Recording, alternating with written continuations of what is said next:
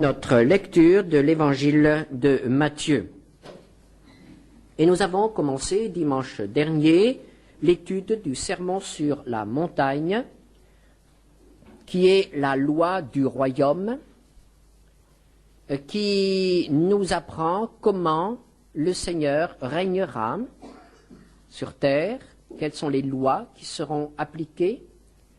Et dimanche dernier, en lisant les 13 premiers versets de ce chapitre 5, ce texte que l'on appelle les béatitudes, nous y avons trouvé là les fondements de toutes les lois, les grands principes, les grandes vertus qui seront à l'honneur dans le royaume, dans la société nouvelle. Et nous avons trouvé quelles sont les vertus qui seront à l'honneur. Nous avons trouvé là la douceur, la bonté, allant parfois jusqu'à la faiblesse. Nous y avons trouvé le désir de la justice, la miséricorde ou la piété, la pitié. Nous y avons trouvé aussi la pureté de cœur.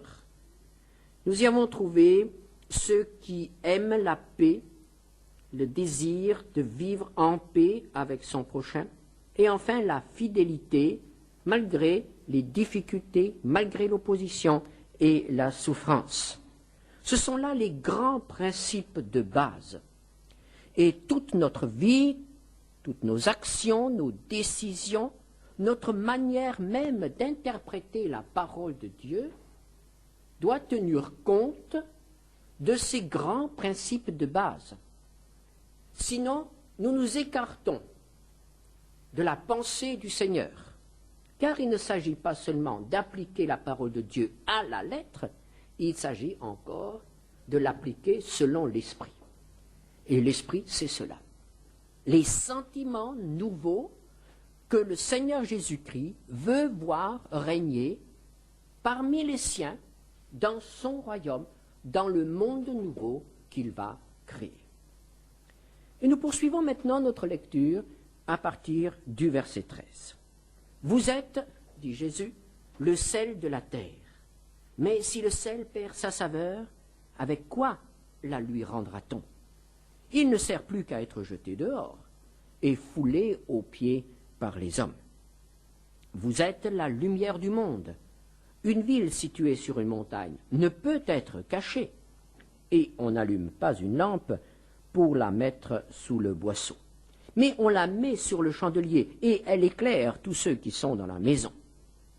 Que votre lumière luise ainsi devant les hommes, afin qu'ils voient vos bonnes œuvres, et qu'ils glorifient votre Père qui est dans les cieux. Jésus, s'adressant à ses disciples, leur dit « Vous êtes ». Il ne leur dit pas, comme le ferait un philosophe, un maître ou un chef de parti, il ne leur dit pas « soyez ». Il leur apprend qu'ils sont devenus quelque chose. Il leur révèle ce qu'ils sont en réalité. Il leur dit « vous êtes ». Jésus ne vient donc pas devant ses disciples avec des exigences. Il n'y a pas un effort à faire, un niveau à atteindre. Il sait bien que nous serions parfaitement incapables par nous-mêmes d'être sel et lumière du monde. Non, Jésus nous apprend que nous sommes devenus sel et lumière du monde. Il nous parle d'un fait qui a été accompli, d'un fait acquis, un statut nouveau. Nous n'étions pas, par nature, sel et lumière du monde. Lorsque la Bible parle du cœur naturel, lorsque la Bible parle de ce qu'est l'homme, elle dit « tu es poussière ». Et la poussière est loin d'avoir la valeur du sel. Ou encore, parlant de notre état moral, de notre situation spirituelle, la Bible dit « enfant de ténèbres ». Nous sommes loin d'être lumière par nature. Pour qu'un enfant de ténèbres devienne lumière, il faut que la lumière de Dieu pénètre en lui et le transforme. Les ténèbres n'ont jamais pu produire par elles-mêmes la lumière. Les ténèbres ne peuvent pas évoluer et devenir lumière. La poussière ne peut pas évoluer et devenir sel. Il faut qu'il y ait une intervention de l'extérieur, il faut qu'il y ait l'intervention de toute la puissance du Dieu créateur qui transforme la poussière en sel et qui fait jaillir la lumière dans les ténèbres. Jésus ne s'adresse pas là à tous les hommes. Jésus s'adresse à ceux qui s'appellent ses disciples, c'est-à-dire qui se sont engagés par rapport à lui. Et il leur dit, vous êtes devenus quelque chose de nouveau. Vous êtes devenus sel et vous êtes devenus lumière. Vous êtes sel et vous êtes lumière. Et à partir du moment où nous sommes devenus quelque chose de nouveau, nous avons des responsabilités. Nous n'avons pas à devenir sel, nous n'avons pas à devenir lumière, mais nous avons à vivre pleinement cette vie qui est désignée ici par sel et lumière. C'est-à-dire, le sel, c'est la saveur. On sent la présence du sel, on sait qu'il y a du sel dans un aliment, on sait aussi quand il n'y en a pas, ou quand il en manque. Le sel, c'est donc la saveur.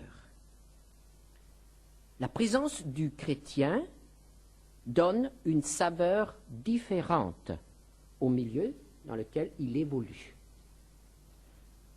Un chrétien ne peut donc pas passer inaperçu là où il se trouve.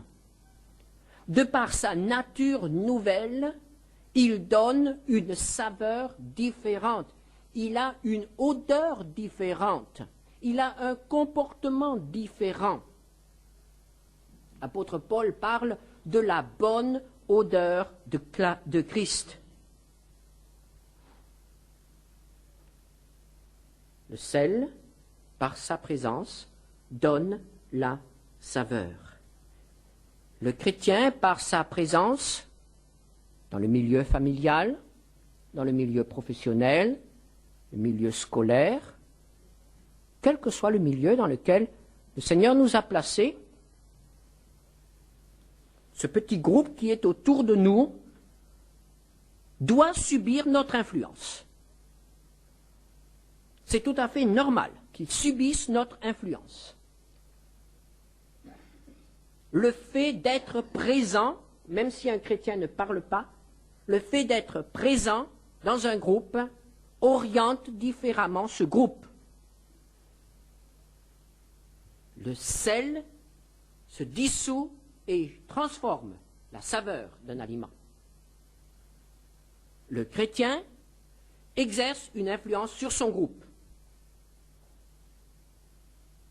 L'éternité révélera combien d'actions mauvaises ont été empêchées par la présence d'un chrétien. Simplement par sa présence.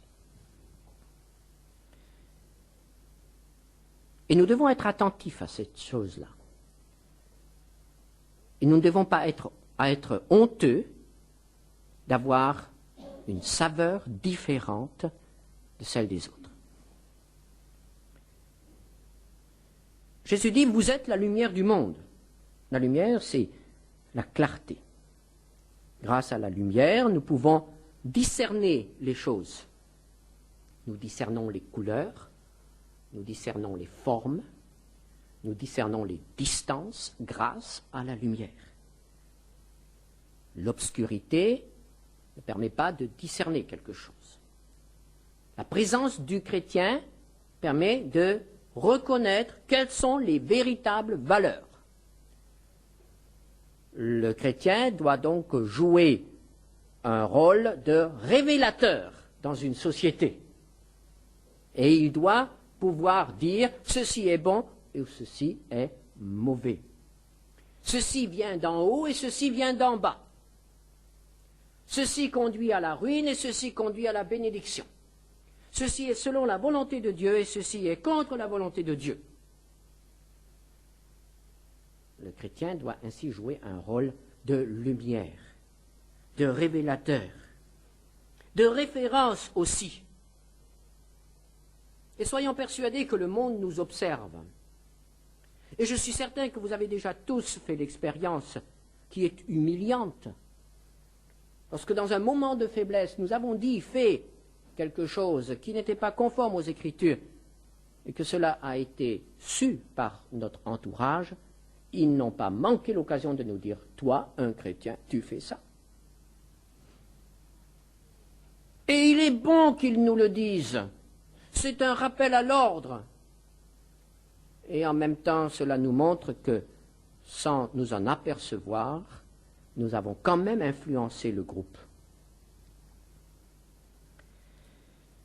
La présence du chrétien doit être efficace. Et nous n'avons pas à avoir honte de nos différences.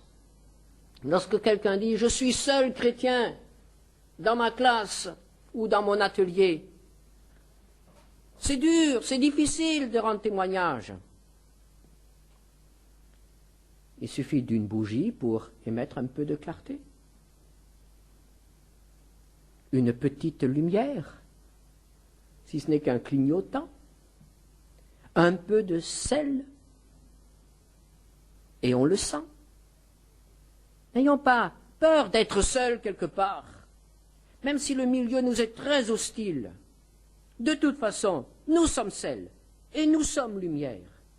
Et ceux qui nous entourent ne peuvent pas échapper à l'influence de Saint-Esprit qui nous a été donné. Cela ne doit pas nous pousser à l'orgueil, nous ne sommes pas meilleurs que les autres, nous ne sommes pas les professeurs des autres, ni les maîtres des autres. Nous sommes simplement devenus différents. Différents, pas par nos efforts, mais par la présence du Saint-Esprit en nous. Et en toute humilité. Et si nous ne sommes pas différents, c'est que le Seigneur n'a pas pu faire son œuvre en nous. Et si notre entourage ne s'aperçoit pas que nous sommes chrétiens, c'est qu'il y a quelque chose qui ne va pas. C'est que nous avons mis la lampe sous le boisseau, c'est-à-dire sous cet instrument de mesure qui était en cours à l'époque de Jésus. Mesurer, restreindre notre rayonnement. Ou bien alors le sel que nous sommes a perdu sa saveur. Et nous avons aussi perdu notre valeur. Si nous ne sommes pas lumière, si nous n'accomplissons pas les fonctions que l'on attend de la lumière et du sel, nous avons failli à notre vocation. Il faut que ceux qui sont dans le monde voient nos bonnes œuvres. Verset 16. Que votre lumière luise ainsi devant les hommes, afin qu'ils voient vos bonnes œuvres et qu'ils glorifient votre Père qui est dans les cieux. Ce n'est pas nous qui devons être glorifiés à cause de nos bonnes œuvres, mais c'est le Père. Il faut que ce soit bien compris aussi par ceux qui nous entourent. C'est le Père qui est glorifié par notre vie différente, et pas nous-mêmes. Mais comment cela peut-il se réaliser? Jésus ne laisse aucun doute. Il y a quelque chose à faire. Verset 17. Ne croyez pas que je sois venu pour abolir la loi ou les prophètes. Je suis venu non pour abolir, mais pour accomplir. Car je vous le dis en vérité, tant que le ciel et la terre ne passeront point, il ne disparaîtra pas de la loi un seul iota ou un seul trait de lettre, jusqu'à ce que tout soit arrivé. Celui donc qui supprimera l'un de ces plus petits commandements et qui enseignera aux hommes à faire de même, sera appelé le plus petit dans le royaume des cieux. Mais celui qui les observera et qui enseignera à les observer, celui-là sera appelé grand dans le royaume des cieux.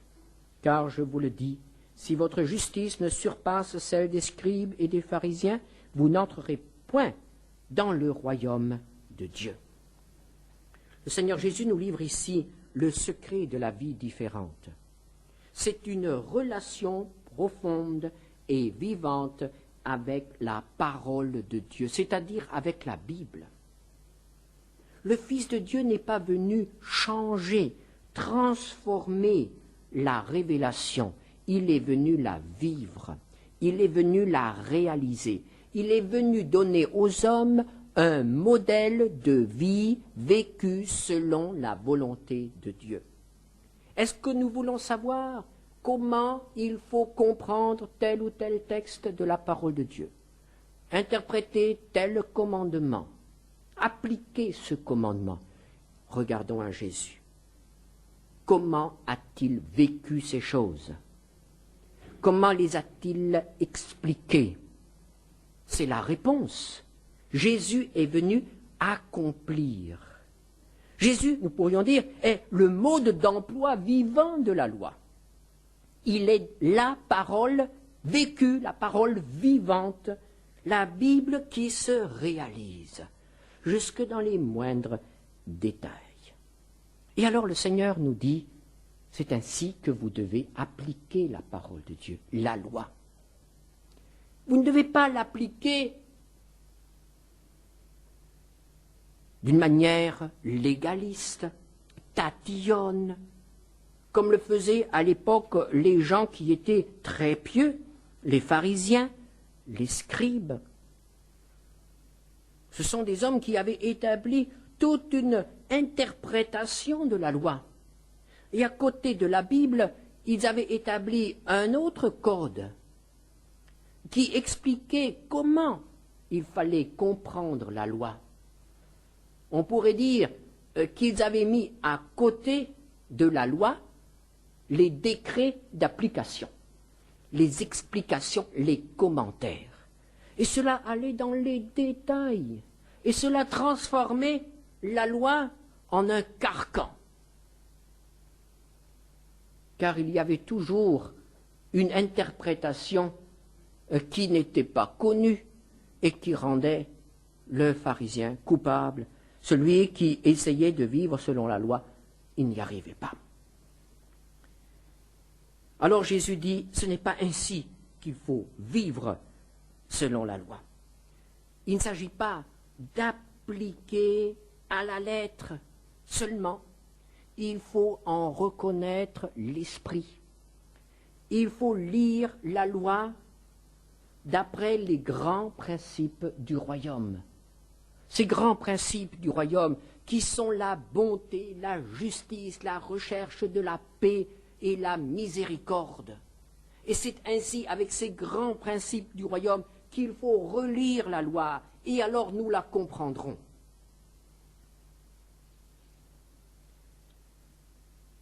Il ne s'agit donc pas de prendre un verset de la Bible et de dire tout simplement « Dieu dit ceci, tu dois le faire ».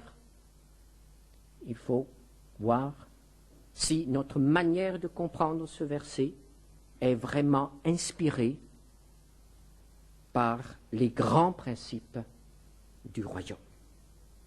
Et le Seigneur Jésus va nous donner des exemples. Il va nous donner des exemples, il va prendre quelques commandements et il va dire, c'est ainsi que vous allez les appliquer. Le premier commandement qu'il va examiner pour nous, qu'il va commenter pour nous, est le commandement « tu ne tueras point ». Verset 21. Vous avez entendu qu'il a été dit aux anciens « tu ne tueras point ». Celui qui tuera mérite d'être puni par les juges. Mais moi, je vous dis que quiconque se met en colère contre son frère mérite d'être puni par les juges. Que celui qui dira à son frère « raca » mérite d'être puni par le Sanhédrin. Et que celui qui lui dira « insensé » mérite d'être puni par le feu de la géhenne. Si donc tu présentes ton offrande à l'autel et que là tu te souviennes que ton frère a quelque chose contre toi, laisse là ton offrande devant l'autel et va d'abord te réconcilier avec ton frère, puis viens présenter ton offrande. Accorde-toi promptement avec ton adversaire pendant que tu es en chemin avec lui, de peur qu'il ne te livre au juge, que le juge ne te livre à l'officier de justice et que tu ne sois mis en prison. Je te le dis en vérité, tu ne sortiras pas de là que tu n'aies payé le dernier cadran. Il y a le grand commandement, tu ne tueras point, c'est-à-dire tu ne commettras point de meurtre. On a souvent mal interprété ce commandement et on l'a appliqué aussi aux faits de guerre. La loi ne mentionne pas les faits de guerre. Il s'agit ici de prendre la vie à un homme en temps de paix. Tu ne tueras point, tu ne commettras point de meurtre. Il s'agit d'une agression. C'est l'agression majeure. L'agression qui ôte la vie à un homme que Dieu a créé. L'agression qui met fin au temps de grâce que Dieu donne à un homme pour qu'il puisse se repentir, se convertir et être sauvé. C'est l'agression majeure. Ôter la vie. Et Jésus dit, vous ne voyez que cette agression-là. Vous ne voyez que la mort physique. Mais il y a d'autres agressions. La colère, l'insulte, et même l'agression passive qu'est le refus de réconciliation. La colère. La colère, c'est ce sentiment qui s'empare de nous et qui soudain nous fait souhaiter dans notre cœur le mal contre le prochain. C'est cela la colère péché. Et il faut bien reconnaître que lorsque ce sentiment s'empare de nous, si nous n'étions pas dans une société policée, si nous n'étions pas retenus, si nous pouvions vraiment faire sur le moment ce que nous avons envie de faire à celui qui nous met en colère, il passerait un mauvais quart d'heure. Si nous en avions les moyens, évidemment. Si nous en avions les moyens.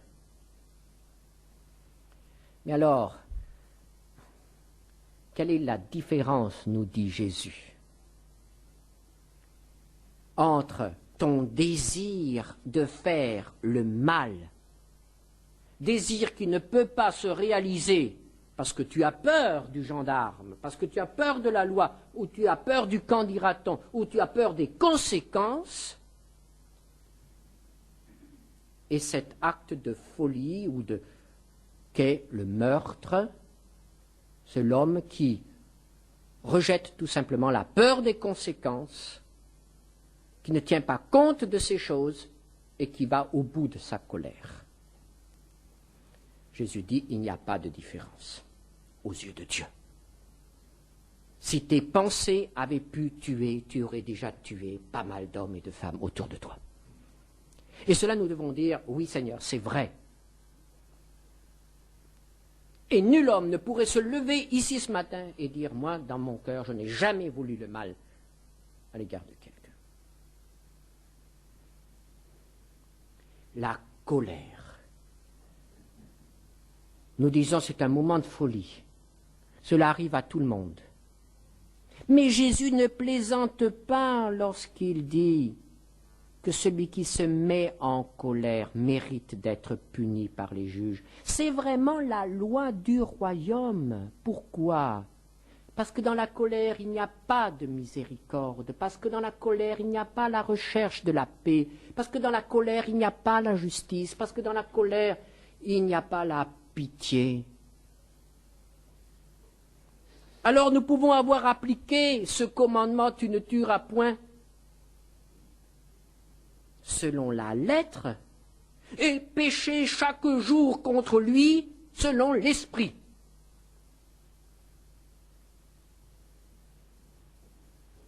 Il en est de même de l'insulte. L'insulte, c'est ce mot qui fait mal. Ce mot qui peut détruire des relations, ce mot qui peut blesser profondément et laisser des traces pour toute une vie, l'insulte. Veillons sur notre langue, ne disons pas n'importe quoi. Et enfin, l'autre agression que j'ai appelée l'agression passive, c'est-à-dire le refus de réconciliation. il y a eu un problème entre mon frère et moi, il essaye de revenir, et je dis non, non. Je mets une zone de mort entre lui et moi. C'est une agression, parce qu'il cherche la paix, il cherche le pardon, et je refuse de faire la paix, je refuse de pardonner. Et alors Jésus dit, dans ce cas-là, tu te rends coupable et tu iras en prison. Nous avons déjà eu l'occasion d'examiner ensemble ce que signifie cet état spirituel que Jésus appelle ici la prison et qui découle du refus de pardonner. Et il y a malheureusement dans nos églises, dans nos assemblées, chez les chrétiens, beaucoup de gens qui sont en prison, spirituellement, parce qu'ils refusent de pardonner. Mais alors Jésus continue. Il prend un autre commandement, l'adultère. Verset 27. Vous avez appris qu'il a été dit, tu ne commettras point d'adultère. Mais moi je vous dis que quiconque regarde une femme pour la convoiter a déjà commis un adultère avec elle dans son cœur.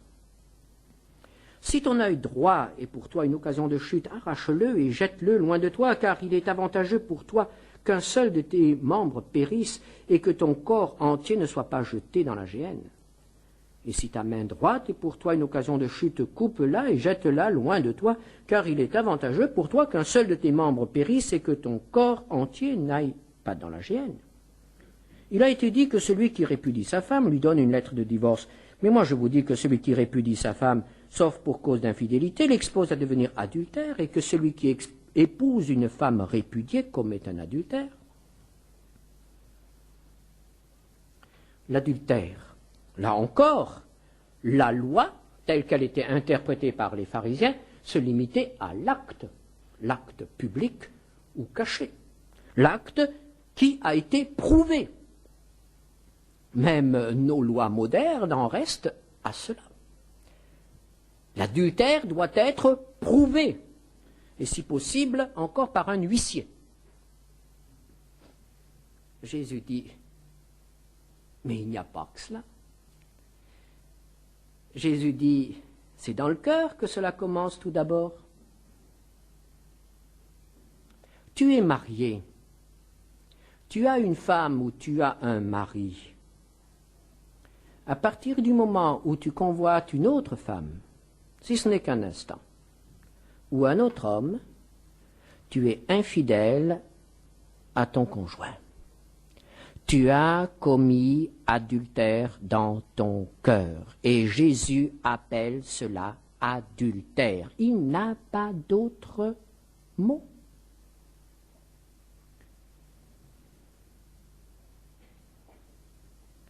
Quand nous savons ce qui se passe aujourd'hui,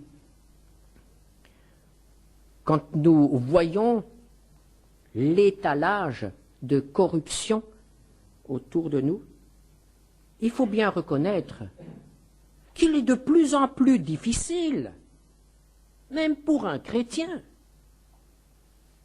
de ne pas avoir des pensées de convoitise. Et là encore, si nous devons dire « je n'ai pas commis d'adultère selon la loi de l'Ancien Testament et des hommes », qui d'entre nous pourrait dire qu'il n'a jamais convoité une autre personne que son conjoint?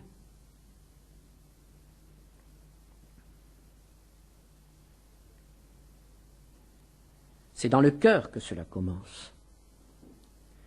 C'est dans le cœur, à l'abri des regards des hommes, qu'ont lieu toutes sortes de choses que Dieu appelle péché. Et le Seigneur continue en parlant du divorce. Là encore, le Seigneur est tout à fait précis. La loi permettait de le divorce. Mais Jésus dit, quelles sont les conséquences du divorce? Et il appelle les conséquences du divorce adultère.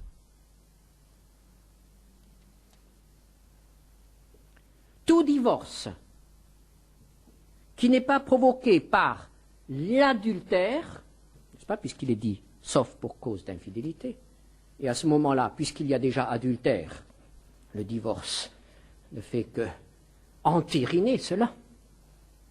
Mais tout divorce qui n'est pas provoqué par l'adultère conduit à l'adultère ou expose à l'adultère s'il y a remariage. C'est très clair. L'expose à devenir adultère et que celui qui épouse une femme répudiée commet un adultère. Là encore, la parole de Dieu, expliquée par Jésus, est tout à fait claire. Et même si aujourd'hui nos lois et nos habitudes commencent à évoluer, il faut bien dire qu'il n'y a qu'une loi qui sera appliquée le jour où Jésus jugera les siens. C'est sa loi, ce n'est pas celle de notre Parlement, de notre Code civil.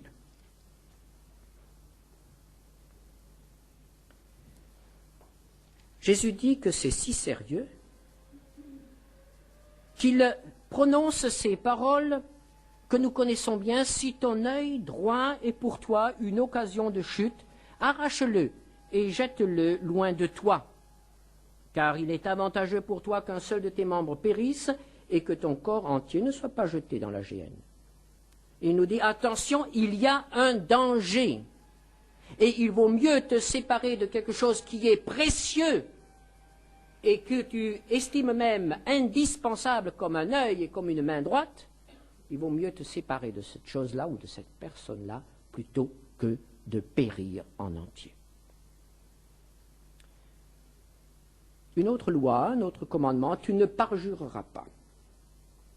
Vous avez encore appris qu'il a été dit aux anciens, tu ne te parjureras point, mais tu t'acquitteras envers le Seigneur de ce que tu as déclaré par serment. Mais moi, je vous dis de ne jurer aucunement, ni par le ciel, ni parce que c'est le trône de Dieu, ni par la terre, parce que c'est son marchepied, ni par Jérusalem, parce que c'est la ville du grand roi. Ne jure pas non plus par ta tête, car tu ne peux rendre blanc ou noir un seul cheveu.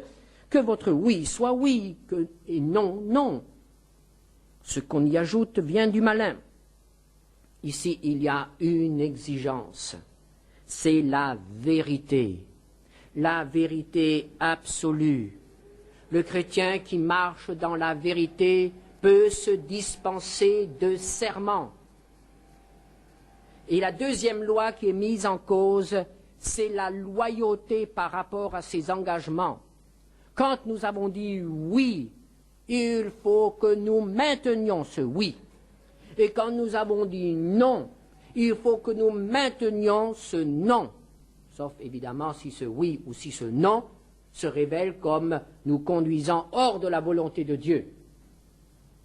Évidemment, si j'ai dit oui pour quelque chose que plus tard je découvre être une désobéissance par rapport à la parole de Dieu, eh bien je dois reconnaître mon erreur, demander pardon et revenir sur mon oui, le transformer en non.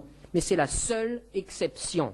Même si mes intérêts sont en jeu, il faut que mon oui reste oui et que mon non reste non. L'exigence de la vérité et de la loyauté. Et c'est ainsi que Jésus nous montre comment il faut lire les commandements. Non pas seulement selon la lettre, c'est-à-dire les actes, mais selon l'esprit.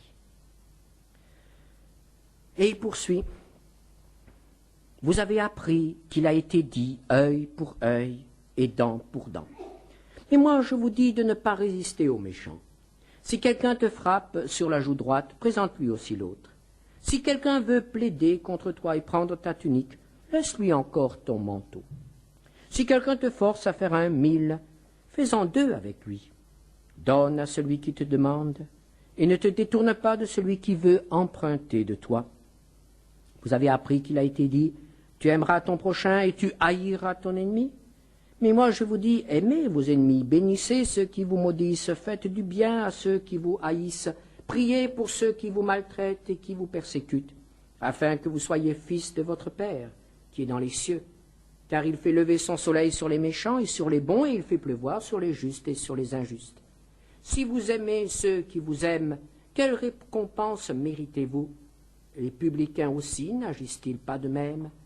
Et si vous saluez seulement vos frères, que faites-vous d'extraordinaire? Les païens aussi n'agissent-ils pas de même? Quelle est la signification de ces lois? Tout d'abord, il s'agit de mettre un frein à la vengeance. Le Seigneur nous demande de renoncer à la vengeance. Il y a effectivement dans la loi de Moïse cette loi que l'on appelle la loi du talion. Nous la trouvons dans Lévitique 24, versets 19 à 20. Si quelqu'un blesse son prochain, il lui sera fait comme il a fait, fracture pour fracture, œil pour œil, dent pour dent. Il lui sera fait la même blessure qu'il a faite à son prochain. C'est ce qu'on a appelé la loi du talion. Et il faut la comprendre, cette loi, et la replacer dans son cadre. Dieu ne pousse pas ici les hommes à se venger. Au contraire, il limite la vengeance. Car le cœur naturel de l'homme est de rendre toujours avec un petit surplus. Tu m'as fait ça, mais tu vas voir, je vais te faire plus. Tu le regretteras. Tu m'as donné une gifle, je t'en donnerai deux. Ça t'apprendra. C'est cette croissance, c'est cette augmentation de la violence que Dieu arrête. Et il dit, il faut que la riposte soit proportionnée à l'attaque. C'est-à-dire que si on a touché un œil, tu ne vas pas toucher les deux yeux. C'était la loi de Moïse, la loi qu'il ne connaissait pas encore, parce que le cœur de l'Israélite n'était pas transformé. La loi qui ne connaissait pas encore la force d'aller plus loin. Mais Jésus nous dit que si nous avons reçu le Saint-Esprit, nous avons reçu la force d'aimer, donc de renoncer à nous venger et de briser ainsi le cycle de la violence.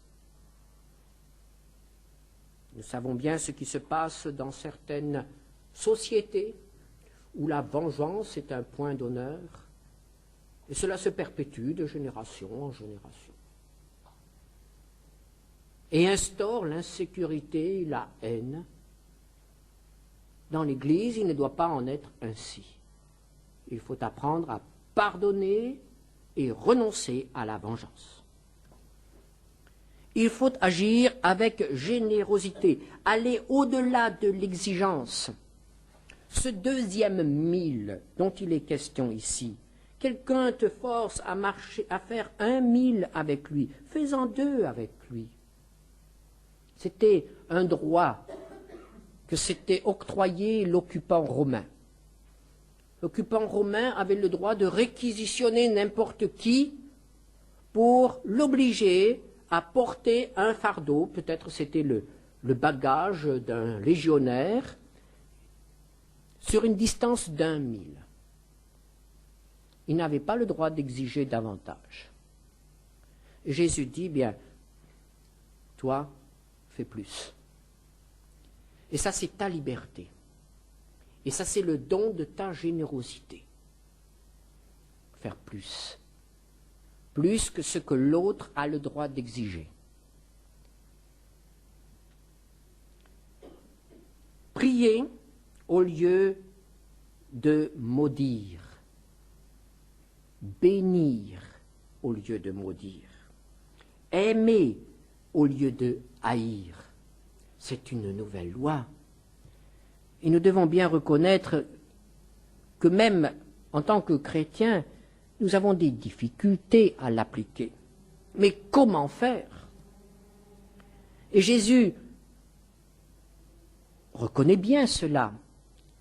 Il nous parle de quelque chose d'extraordinaire. Il nous dit, si vous saluez seulement vos frères, que faites-vous d'extraordinaire? Le chrétien doit aimer et peut aimer d'un amour extraordinaire, pas de l'amour ordinaire. Et c'était cela que nous serons reconnus comme ses disciples. C'est à la capacité de faire quelque chose d'extraordinaire, ce que les autres ne peuvent pas faire malgré tous leurs efforts et toute leur bonne volonté. Et ce que nous ne pourrions pas faire si nous étions laissés seuls, si le Saint-Esprit ne remplissait pas notre cœur d'amour. C'est l'amour extraordinaire.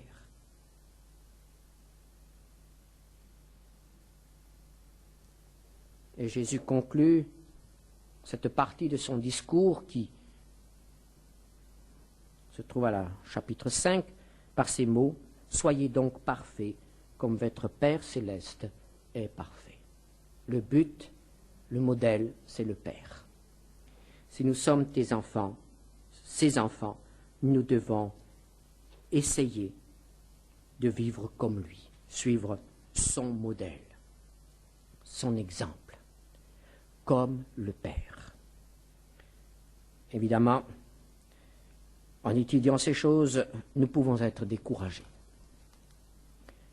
Nous pouvons dire, c'est bien difficile cela, je n'y arriverai jamais. Et c'est vrai. Nous n'y arriverons jamais. Par nos propres efforts. Mais croyez-vous que le Seigneur nous parlerait ainsi s'il n'était pas prêt à venir à notre secours? Et si ce matin, quelqu'un parmi nous se dit, mais je n'ai pas vécu ainsi, je voudrais vivre ainsi, Seigneur, viens à mon secours. Vous pouvez être certain que le Seigneur entend cette prière, lit ce désir dans votre cœur et vous dit, mon enfant, qu'il te soit fait selon ta foi. Le Saint-Esprit qui nous a été donné n'est pas une partie du Saint-Esprit, n'est pas un Saint-Esprit diminué, c'est l'Esprit de Christ. Christ, avec toute sa nature, tous ses sentiments en nous. Permettons-lui d'agir, permettons-lui de se manifester. Ne bridons pas, ne freinons pas l'action du Saint-Esprit qui veut créer en nous des sentiments nouveaux pour que nous vivions selon le modèle qu'il nous donne ici. Ne partons pas découragés, partons encouragés, parce qu'il veut faire cela pour nous. Prions ensemble.